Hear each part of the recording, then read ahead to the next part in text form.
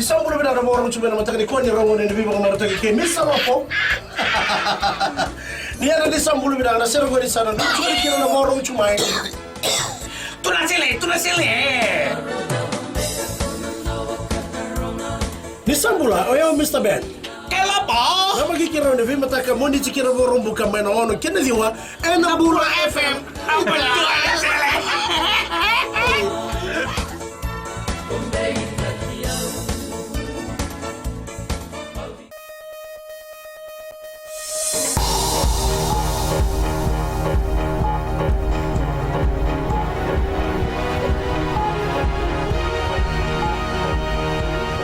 Good evening, this is FBC News. I'm Jackie Spate. In this bulletin, officers charged with sexual assault of escapee Yowan and Benedito granted bail. 40 Laoka families given new lease of life. And over 600 child abuse cases recorded in last 6 months of the year.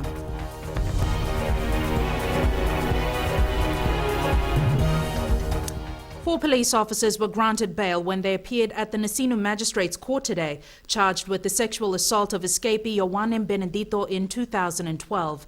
The four, Sanita Langianasivi, Chonan Davonu, Semesi Nanduka and soldier Filimoni Datimaimbulu, each had their bail set at $2,000 with 2 sureties. All four were ordered to surrender their travel documents. They also have to report to their nearest police station daily and are under a curfew from 9 p.m. to 6 a.m. The case will be recalled on December 2nd. Meanwhile, another suspect, military officer Pita Matai Ravula, has yet to be charged. In a statement dated October 21st, the DPP's office stated that his whereabouts are still unknown and he will be charged once he is located. However, FBC News can confirm Matai Ravula appeared for a separate court case in Laoka yesterday morning. Questions sent to the DPP's office and police remain unanswered.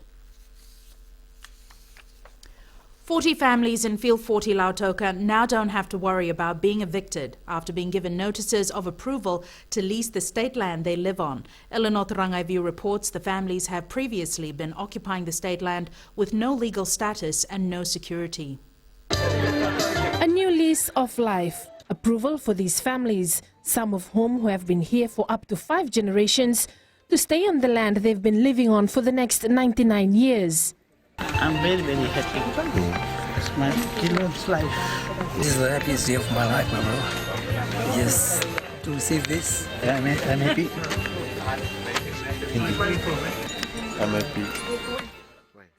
because I got the land. The Prime Minister Borengembain Maramat told the residents that days of being bullied by those purporting to be landlords will now be gone, as government are putting them out of business and will deal harshly with those who continue to do so. The days of you paying money to these parasites in the belief that they could ensure your security are over. We have freed you from the hold that had over you. And today, we begin a new story in our informal settlements, one of empowerment and one of opportunity. With this security of tenure, the residents will be able to mortgage the lease to get loans from commercial banks as well as have access to the FNPF to build their homes or apply through government's housing grant. When you have these approval notices to lease, you cannot be evicted. For the next 99 years, the law says that you are entitled to the lots you have been allocated, land you live on. So you can now work to improve your homes and make them stronger and more comfortable, knowing that it is money well spent. The 40 approval notices are the first of 144 that will eventually be issued to the residents of Field 40. Government is planning to hand out another 18 notices within the next few weeks and the rest to follow. Eleanor Rangaivu, FBC News. 612 cases of child abuse were recorded by the Social Welfare Department between January to August this year. This was revealed at the launch of the Blue Ribbon campaign in Suva today. Akusita Tale has more. Of the 612 cases, 117 cases of sexual abuse, 97 cases of child neglect and 88 cases of physical abuse. There were 122 cases of teenage pregnancy. So the areas where it is most prominent is the southeast, and we are also jotting down about the divisions.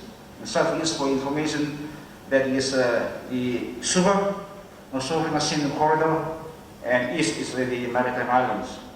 The Fiji Police Force Juvenile Bureau recorded 1,237 cases of crimes against children in 2013, while 1,114 cases were recorded last year.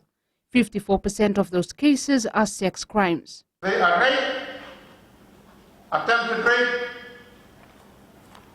defilement of girl under 13, assault with intent to rape, defilement of girl or defilement of a child over 13 but under 16, sexual assault, abduction of girl under 18. The call to attention is serious as the figures clearly point out the alarming occurrences of child abuse and neglect in our communities. Many cases go unreported, so our job is to ensure that we advise communities as to where reports could be lodged, what steps could be taken, what help is available along the line. The Southeast Division remains at the top, recording a high of 32 cases of sexual abuse, while the North and Central both recorded 22 cases, followed by Nasino with 18 cases. Akosita Talei, FBC News.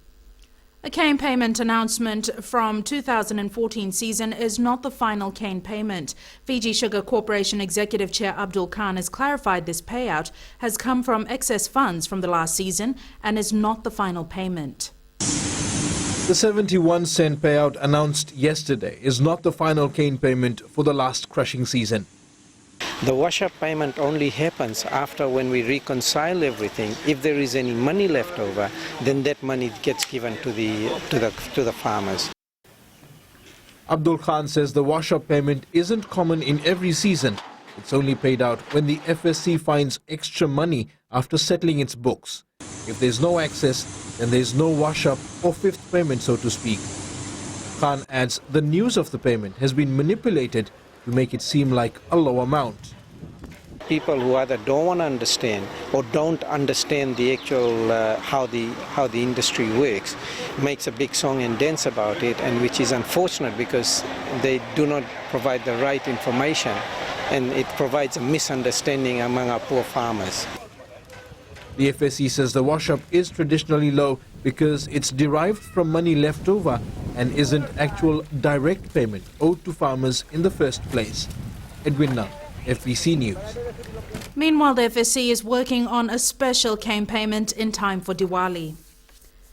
The new extension to the Pearl Resort in Pacific Harbour is being opened tonight. And speaking with us live from the Pearl Resort is our journalist, Akosita Talei. Talei, tell us more about the new facilities.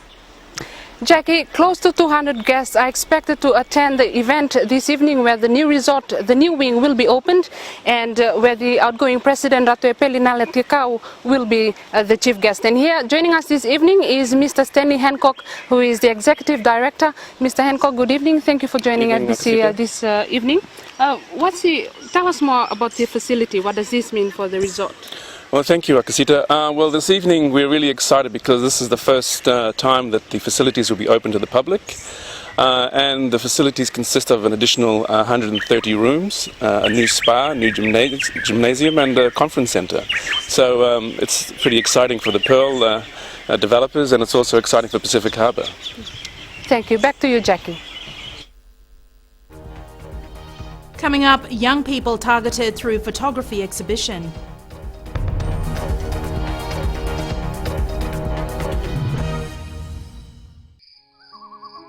मेरा चांद मुझे आया है नजर, ऐ रात जरा थम थम के गुजर। छाया है नशा मेरे आंखों पर, ऐ रात जरा थम थम के गुजर। रह जाए ना प्यासा मेरा प्यार, मेरे बाहों में भर दे मेरा यार, ऐ रात जरा थम थम के गुजर, ऐ रात जरा थम थम के गुजर। है दोस्तों, मैं हूं जितेन शांडिल। आप रात के बाद हमारे साथ अब रफ्तार प्रोग्राम में 3 से लेकर रात 7 के बीच शामिल हो सकते हैं। मिर्ची FM, it's hot.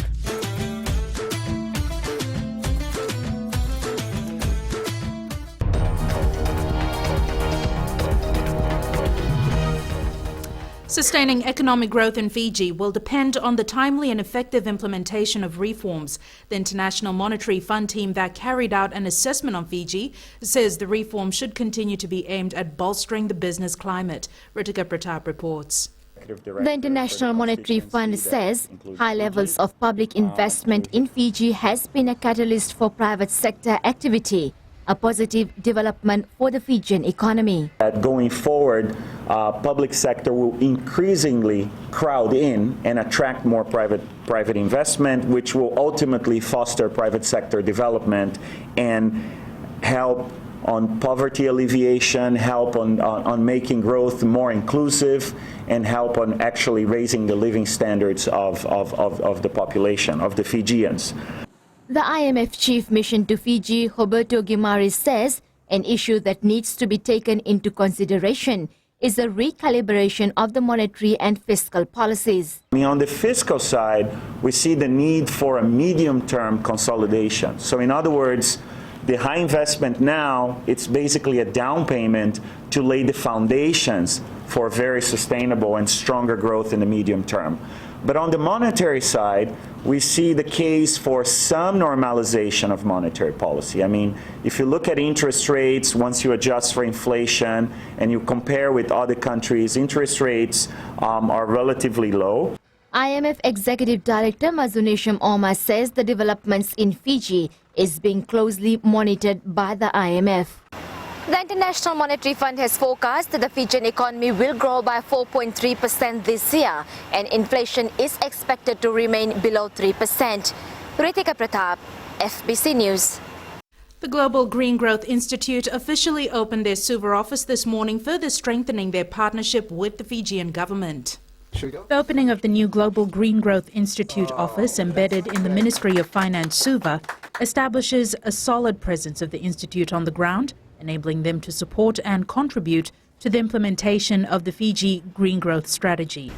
The government of Fiji is a strong supporter of green growth, and its vision is aligned to that of GGGI, that of resilient world with strong, inclusive and sustainable growth. The Global Green Growth Institute is an international organization which focuses on the transition towards a new model of economic growth, green growth, founded on principles of social inclusiveness and environmental sustainability.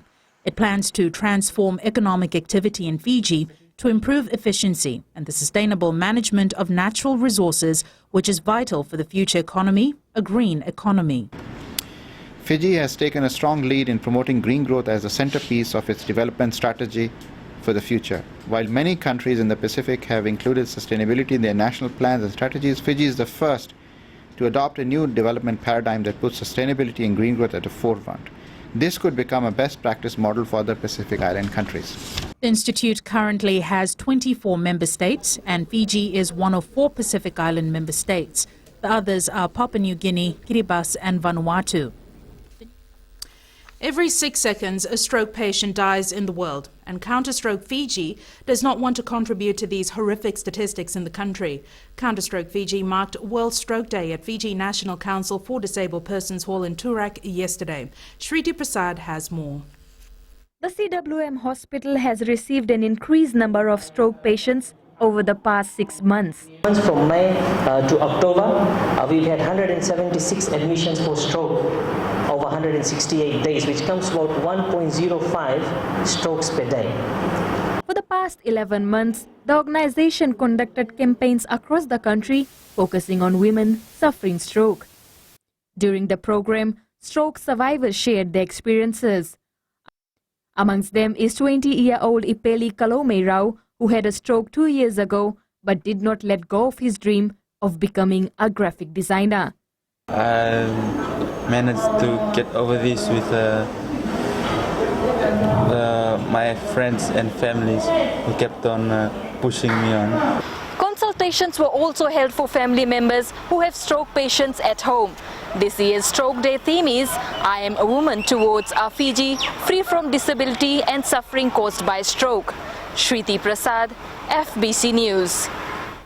Connecting young people to Fiji's past is at the heart of a photography exhibition in Suva, showcasing images from the nation's Independence Day. The exhibition features 45 archive photographs and is on display at the Fiji National University Rawai campus. Ellen Stolz reports.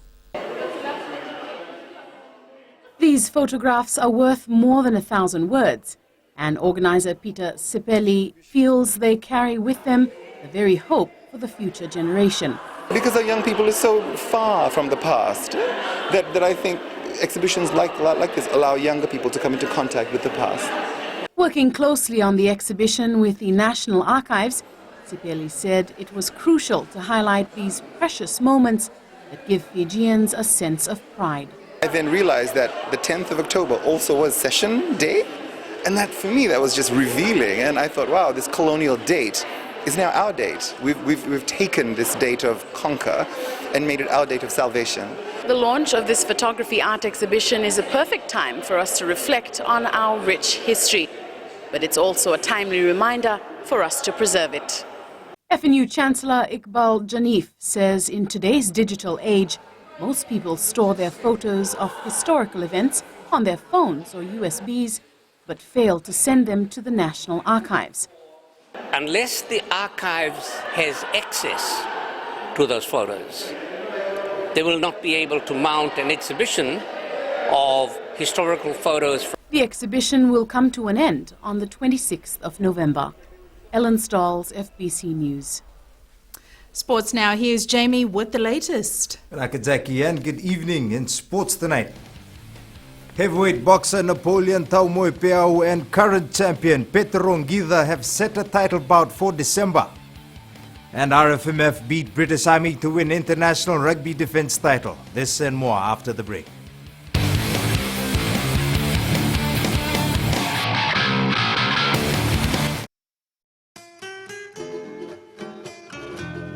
Nimbula bina naturangan na marama na turbugi na ngone lewa. Nimbula bina rangone. Kanuita kini marata itiron tapi tinggomian na biyo liba ni Radio Fiji 1 na tabay biti na bunga ni biyan yan. Oya upio rotuang kana menindaw ni bengravi. Na makia mo na kita tiri karua moniti kina barong buka. Ene wasi ningono baru taki kilo manikoro iluto na karomo.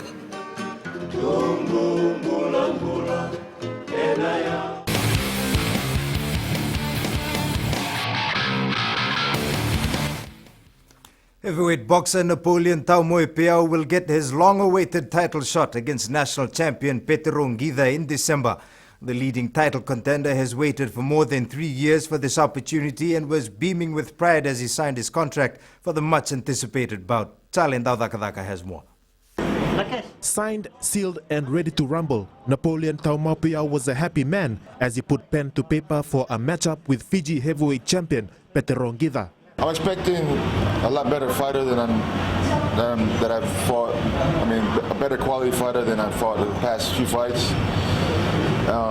So I'm going to prepare, harder for this fight. And I've really been wanting this fight for 3 years. So I'm not going to leave anything in the gym. I'm going to train as hard as I can. Taumoepeau is enjoying a 4-fight winning streak in the local ring and is confident nothing will stand in his way of securing the heavyweight title. I'm putting heavyweight title back to at Prince Charles Park in Nandi in Western, which is the biggest heavyweight title will be in Fiji and the best program. The fight will be held on December 12th in Nandi and promises to deliver what the public has been waiting on for a long time. Two of the best heavyweight boxers in the country going toe-to-toe. Talento Dakadaka, FBC Sports. The All Blacks and Wallabies have named their matchday teams for the final of the Rugby World Cup. And while both teams will have the full backing of their home nations, the hype is also building in Fiji with fans for both sides. Rohit Deo has more. Just over a day to go before the 2015 Rugby World Cup final. All Blacks and the Wallabies fans in Fiji are looking forward to the final, where for the first time a team will win the title for a record third time. I think Wallabies going to win this World Cup final. I think Australia will win the World Cup this year. We are happy that both Pacific teams will do the final. But the one who doesn't give any more penalties, that will win. But I go for All Blacks. On Sunday, Australia will win the final. Amatakula-led Tevita Kurindrani has been named in the starting 15 for the Wallabies, and a lot is expected of him. Because Tevita Kurindrani is in the team and he's the best. Yeah, I think he'll do some miracle. The two are arguably the best in the sport right now. The rivalry between them is intense. I think it's Rich McCaw's final debut. I think the team's going to respect that. And they're going to win that for him. They're very underdog team, very humble. And if they get the tactics right, they're there. They got senior players and they want to play their hearts out because most of them will be their last World Cup. You know, my brother, I go for the Wallabies. You know, Wallabies. Why not the All Blacks? Nah, I don't think so.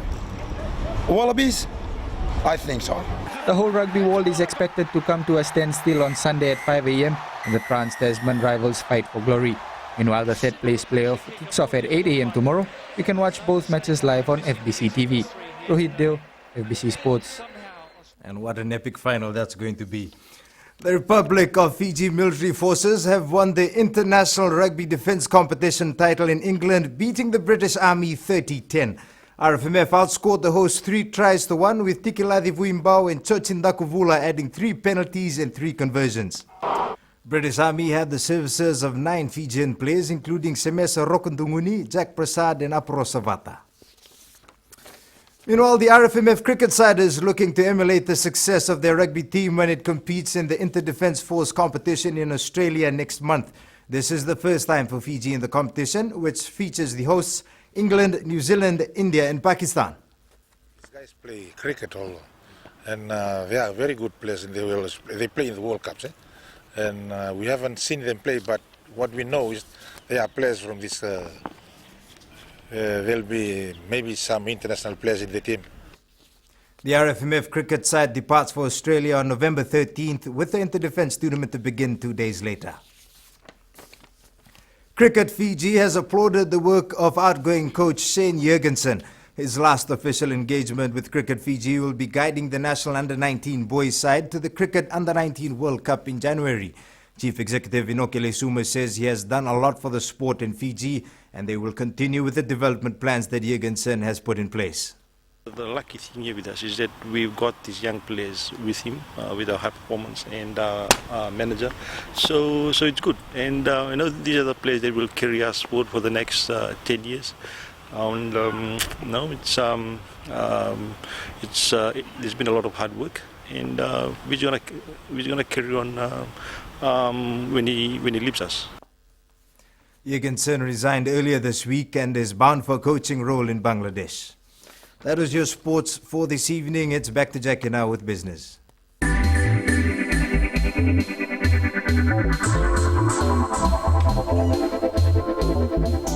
Women in Business Fiji is supportive of giving back to the community, and to mark Pinktober, it felt it best to raise funds for children with cancer.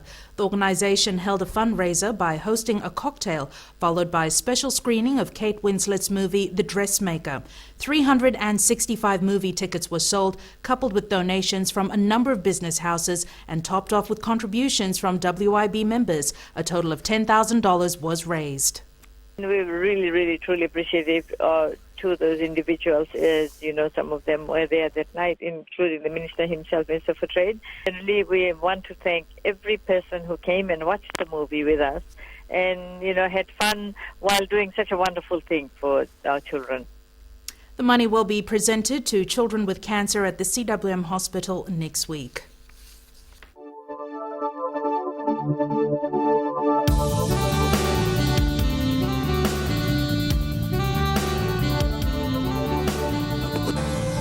There wasn't much change in the weather as it continued to be a fine, humid day across the country, with some scattered showers in the eastern centres. It was hot across Fiji, with Suva and Ba hitting the highest at 31 degrees. All other major centres were in the high 20s. Looking ahead to Saturday and the weekend, the warm weather is here to stay. Expect some overnight or early morning rain in the east, but if you are going west, perhaps to spend some time on the beach, sunny and clear. And much of the same weather for Sunday and into the start of the week. And recapping the main stories tonight, officers charged with sexual assault of escapee Yowan Benedito granted bail, 40 Laoka families given new lease of life, and over 600 child abuse cases recorded in last 6 months of the year. Our poll question this week, we're asking, are you happy with the 7 hours given to use fireworks on Diwali Day? Visit our FBC website to take part. Remember, you can send us newsworthy pictures and videos on email citizenseyes@fbc.com.fj or share it with us via Facebook page FBC News. And if you're on Twitter, follow and tweet us your news tips at FBC_news or simply hashtag FBC News. You've been watching FBC News. Be sure to join Amrita Priyadarshini from tomorrow with the Weekend Bulletin. I'll be back again on Monday. Bye for now.